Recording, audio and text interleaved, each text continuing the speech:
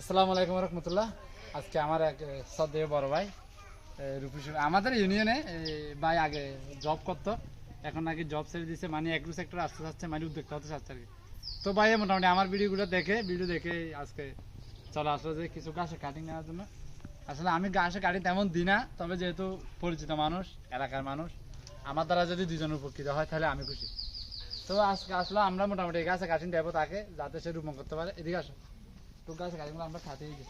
আমরা ইতিমধ্যে অনেক এদিকে দেখাও, ইতিমধ্যে অনেক কেটে নিয়ে গেছি। তো চিন্তা করলাম একটা ভিডিও বানাই আপনাদেরকে দেখাই। আর যেখানে যেহেতু অনেক মানুষ দেখে, বিদেশ থেকে আপনারা দেখেন, নোয়াখালী বলেন, রাজশাহী বলেন, সবাই আমাকে বলেন ভাই কীভাবে কী করবো, তারা দেখেন গাছ কাটিংগুলো কীভাবে কাটবো।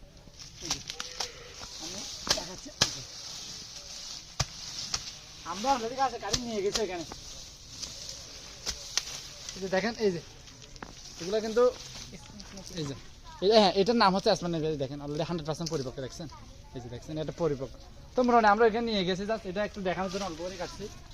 তো উদ্যোক্তা হতে গেলে আসলে অনেক কষ্ট, 24 ঘন্টা কি পরিশ্রম করতে হবে। পরিশ্রম ছাড়া এই সেক্টরে আসা সম্ভব না। তো ভাই যেহেতু নতুনভাবে এদিকে আগাতে চাচ্ছে, ভাই আপনার আশাটা কি, মানে আপনি এখানে কেন আসতে চাচ্ছেন? আপনি তো ভালো মানে একটা জব করতেন, ওইটা ছেড়ে এই জায়গায় কেন আসতে চাচ্ছেন? আসলে এই উদ্যোক্তা হওয়াটাই হচ্ছে মেন। এই আমি অনেক আগে থেকে আসলে খামার করি, সেটাও আমার বাড়িতে দেখাশোনা করতো। পরে চিন্তা করলাম না, আমি আরও একটু উন্নত করতে চাচ্ছি আমার খামারটা, সেজন্য আমি ঘাস সংগ্রহ করতেছি। আপনারাও চাইলে কি অবশ্যই খামার করবেন। উপকৃত হইতে হলে ঘাস লাগাইতে হবে। ঘাস ঘাস ছাড়া খামারের কোনো কি বিকল্প নাই। অবশ্যই ঘাস লাগাবেন খামার করতে হলে। যেমন আমি আজকে ঘাস সংগ্রহ করলাম এখান থেকে।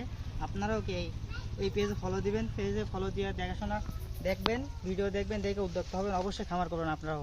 ঘাস আপনারা এখান থেকে সংগ্রহ করতে পারবেন, এর থেকে কি কাটিং নিতে পারবেন। আর ভাই আপনি যদি কোনো কিছু করেন, যেমন কি আমরা মানুষ, আমাদের কিন্তু 3 বেলা খাবার খেতে হয়। খাবার খাওয়ার জন্য আমরা আগে কিন্তু চাউল বা ধান রোপণ করি কিন্তু, ঠিক আছে? আমরা খাবার আগে কিন্তু এগুলো মজুত করে রাখি, খাবারের আইটেমগুলো। ঠিক সেম গরুর জন্য কিন্তু গাছ লাগবে। আপনি গরু কিনছেন 20টা, আপনার কোনো গাছ নাই, তাহলে কি করবেন? এই জন্য গরু কেনার 1 মাস আগে আপনার গাছ রোপণ করবেন।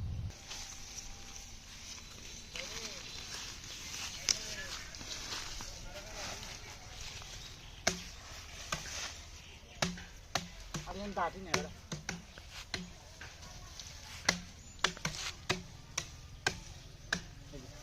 এত মোটা বড়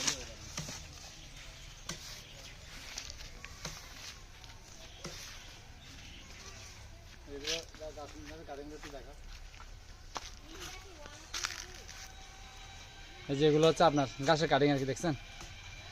এগুলো রোপণ করলে আপনার মোটামুটি 45 দিনের মাথায় গাছ সংগ্রহ করা যায়। এই যে এদিকে আছে, এদিকে বাইক যেহেতু নতুন বাইক, আমি এখানে কতগুলো আপনার এই জারাওয়ান দিয়েছি। এগুলো হচ্ছে জারাওয়ান, দেখেন এগুলো হচ্ছে জারাওয়ান, এই যে দেখা যাচ্ছে, এগুলো জারাওয়ান। আর এদিকে আছে এগুলো হচ্ছে আসমান নেপিয়ার, এটা হচ্ছে গরুর দুধের জন্য এটা।